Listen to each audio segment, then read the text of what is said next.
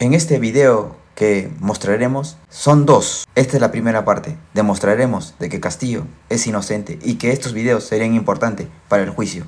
Por ello, vamos a decir lo siguiente, que el video es los testimonios que muestran cómo ciertos altos mandos militares habrían actuado como garantes neutrales de la Constitución, sino como actores políticos. Hubo reuniones previas, coordinaciones e incluso advertencias veladas que buscaban condicionar las decisiones del presidente. Esto es clave, porque los militares estaban subordinados al poder civil, según el artículo 165 de la Constitución Política del Perú, que establece que las Fuerzas Armadas están para defender la soberanía, no para intervenir en disputas políticas en cualquier intromisión que rompe ese principio. Como podemos ver, ese desenlace del 7 de diciembre del 2022, cuando Castillo anunció la disolución del Congreso, que eso fue una proclama política, más no un mensaje de la nación, el Congreso, los militares no lo respaldaron y en cuestión de horas reconocen a Dina Boluarte como presidenta. Más aún, cuando hay indicios de que ya había una coordinación previa, como se muestra en el video, ¿no? Para ese desenlace, el Congreso se movilizó inmediatamente. Los policías arrestaron al presidente Castillo sin demora. Los militares se pronunciaron en bloque, alineados con la sucesión. ¿Qué quiere decir esto? Que el argumento de los militares fue defender la Constitución, pero si hubo coordinación previa con el Congreso y los sectores políticos por desconocer al presidente, entonces ya no actuaron como defensores de la Constitución o la institucionalidad, sino como cómplices de un quiebre democrático. Y esto tiene implicancias en el Perú, como por ejemplo la violación de la democracia. Los militares no deben decidir quién gobierna, esa tarea es del pueblo y de sus instituciones civiles. También hay riesgos militares, ¿no? Cuando los uniformados se convierten en actores políticos y la democracia se debilita. También existe pues la necesidad de la verdad y la ciudadanía debe exigir investigación seria sobre qué contactos y pactos se hicieron estos altos mandos y políticos antes de la caída de Castillo. En conclusión, la caída de Castillo no fue solo un producto de sus errores, sino también de una conspiración política militar que operó desde dentro de los altos mandos. En lugar de actuar como defensores neutrales de la Constitución, se alinearon a los poderes fácticos para garantizar la salida del presidente. Lo que se presentó como una defensa del orden puede pues haber sido en realidad un golpe militar encubierto de ropaje legal. Esta es la primera parte. Vamos a ver la segunda parte. Compartan este video, que es para sacar al presidente Pedro Castillo de la cárcel. No parece que el ministro quiere salir en vivo al toque. Piso 12. ¿Vamos a salir en vivo, ministro? Hola, ¿me escuchas? Disolver temporalmente el Congreso de la República. Confíen en su policía, confíen. Ala, el SWAT. Ala, está pasando el SWAT. ¡Fuerzas Armadas Perú! ¡Unidos, libres y dignos! ¡Siempre!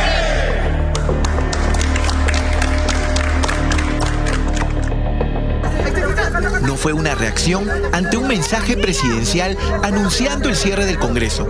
Se declara en reorganización el sistema de justicia, Poder Judicial, el Ministerio Público, la Junta Nacional de Justicia, el Tribunal Constitucional. En los próximos segundos se enterará, en exclusiva, cuál fue el papel de las Fuerzas Armadas para mantener la democracia ante el fallido autogolpe del expresidente Pedro Castillo. Pasajes no contados y decisiones militares trascendentales que definieron el futuro del país. Eddie, por favor, Eddie, por favor. Mira. Oye, mira. Pero no pueden apostar a un civil. Si bien el terremoto político ocurrió el miércoles 7 de diciembre, una semana antes ya habían señales de que algo no andaba bien entre el Ejecutivo y las Fuerzas Armadas.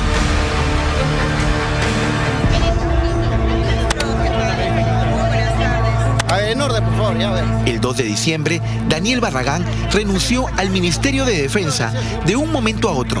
Su carta decía motivos personales, pero al parecer la causa no era tan personal. Ese estribillo que han puesto todo el fin de semana, No es cierto, no hay nada de golpes de Estado. Barragán descartó ante los medios que su renuncia haya sido por un pedido de golpe de Estado por parte del presidente Castillo. Sin embargo, antes de anunciar su salida, Barragán mandó un mensaje clave a los comandantes generales de las Fuerzas Armadas. Para agradecerle al jefe de comando conjunto y a los comandantes generales, porque han sido unos líderes que han demostrado que su lealtad y su trabajo podemos sacar a nuestro país adelante.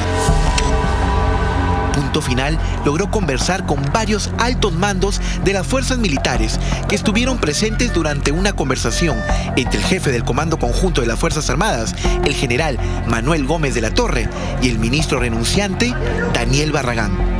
Según uno de los testigos, Gómez de la Torre le pregunta al ministro de Defensa ¿por qué renunció al cargo? Barragán respondió: General, estoy con las Fuerzas Armadas. Desde ese momento, los comandantes generales de la Marina, Fuerza Aérea, Ejército y Comando Conjunto empezaron a reunirse.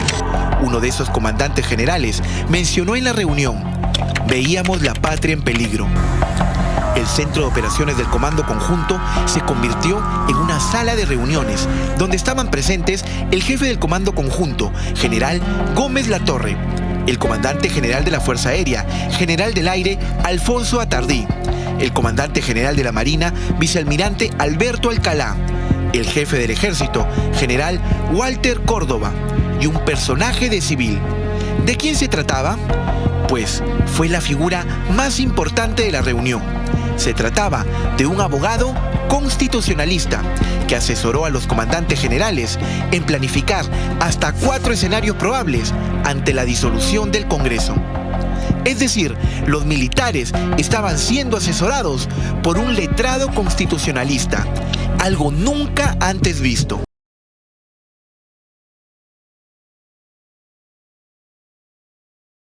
Un día antes del autogolpe, ocurrió algo muy peculiar. El nuevo ministro de Defensa, Gustavo Bobbio, como se muestra en este video, ingresó a Palacio de Gobierno a las 9:31 de la noche. Unos minutos después, se encuentra con el comandante general del Ejército, Walter Córdoba. ¿Por qué se reunieron? Horas después, nos enteramos que el general Córdoba había presentado su carta de renuncia. Usted ha sido ministro en el momento que el general Córdoba era comandante general del Ejército y él ha presentado su renuncia. ¿Lo presentó justamente por este problema que está ocurriendo? No, él lo presentó por motivos personales, de querer descansar, y se le aceptó y se nombró al general David Ojeda, ¿no? ¿Se sentía confiado usted en ese comandante general del Ejército? Bueno, de hecho se aceptó sin ningún problema su renuncia. Como digo, las razones de él para renunciar las conoce solamente él. Ministro, unas palabras. Tras enterarse de esta reunión en Palacio y escuchar el mensaje a la nación la noche del 6 de diciembre, el jefe del Comando Conjunto, el general Gómez La Torre, hace un llamado a los jefes operacionales de todo el país, es decir, a todos los que comandaban cuarteles y bases militares. En esa videollamada dejó un mensaje clarísimo a todos los militares del país: yo soy el responsable, no hay otra orden. Es decir, Gómez La Torre dejó en claro que solo él podía dar las órdenes en caso soliciten cerrar el Congreso.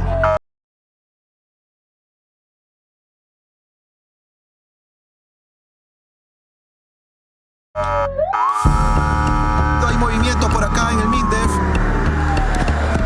El 7 de diciembre empezó muy temprano para los comandantes generales. A las 6 de la mañana, el ministro Bobbio citó a todos los comandantes generales al Ministerio de Defensa. Allí él les pidió que explicaran sus planes de operaciones. 2 horas después, el ministro partió a Palacio de Gobierno. Nos retiramos diciendo se va a respetar siempre la Constitución. Luego eso fui llamado a Palacio de Gobierno, vi lo que pasó y de ahí me vine para acá para tratar de hablar con alguien que pudiera expresar lo que digo a la población peruana. En estas imágenes se ve al jefe de la Marina y del Comando Conjunto saliendo del Ministerio de Defensa. Ambos se dirigen a sus oficinas. Cuando Gómez La Torre llega a su oficina, cerca de las 11:50 de la mañana, su secretario le pide que prenda rápidamente el televisor. Inmediatamente, el general va al comando del centro de operaciones y manda un mensaje a todos los jefes de las Fuerzas Armadas. Comandantes, se inició el proceso. Estas son fotografías exclusivas que muestran lo que ocurrió dentro del Comando Conjunto. A la 1:39 de la tarde, la mayoría del alto mando estaba reunido. El comandante general de la FAP tuvo que suspender una intervención quirúrgica para llegar al puesto de comando. En la parte superior está el jefe de la Marina, Alberto Alcalá. A su costado, Gómez Latorre. Al otro lado, el general del aire, Alfonso Atardí. Pero falta un alto mando. El único que no llegó a tiempo al centro de operaciones fue el renunciante jefe del ejército, el general Walter Córdoba, el mismo que la noche anterior había estado en Palacio de Gobierno. Cuando ven que Pedro Castillo sale de la residencia de Palacio, el jefe del Estado Mayor de la Policía, Vicente Álvarez, quien también estaba en el centro de operaciones, recibe una llamada y sale de inmediato.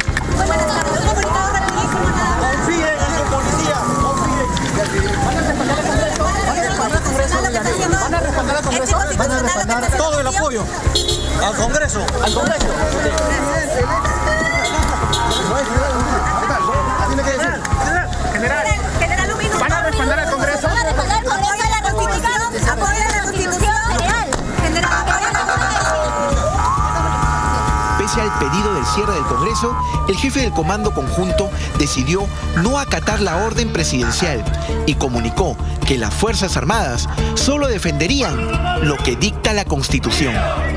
Tras ese momento, todos los oficiales que tomaron la decisión se pararon y se abrazaron, como si se tratara de una batalla ganada, una victoria en defensa de la democracia.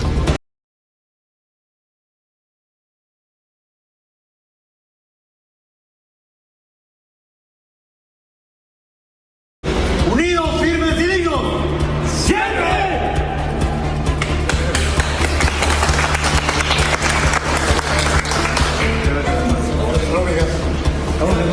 Los miembros del Consejo Consultivo también celebraron la decisión tomada.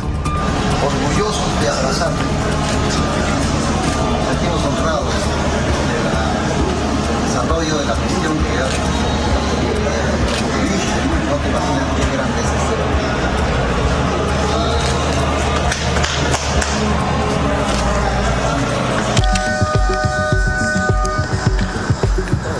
Mientras todo eso ocurría, Punto Final estaba dentro del despacho del ministro de Defensa, Gustavo Bobbio, quien veía junto a sus asesores cómo el Congreso vacaba a Pedro Castillo. ¿Usted se siente parte de este autogolpe, ministro? De ninguna manera. Peor aún, cuando yo asumí el poder, antes hablé con el presidente y le dije, yo no voy a de ninguna manera apoyar un autogolpe ni nada, ¿no? Porque justamente en el artículo 46 de la Constitución dice que nadie debe obediencia a un gobierno usurpador. Tras hacer pública su renuncia y al enterarse que Pedro Castillo había sido detenido por sus propios escoltas, el ministro se retiró de su despacho.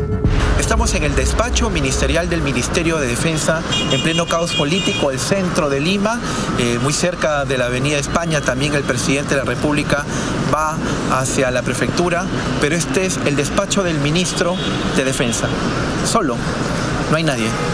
Todos han presentado su renuncia, muchos de ellos con los televisores, por ejemplo, viendo en vivo lo que ocurre en Latina Televisión.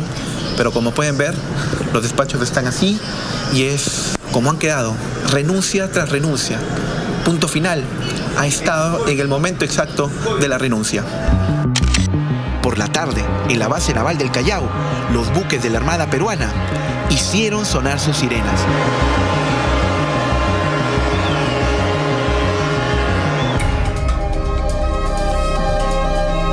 Así fue, paso a paso, el papel de las Fuerzas Armadas para tomar una trascendental decisión.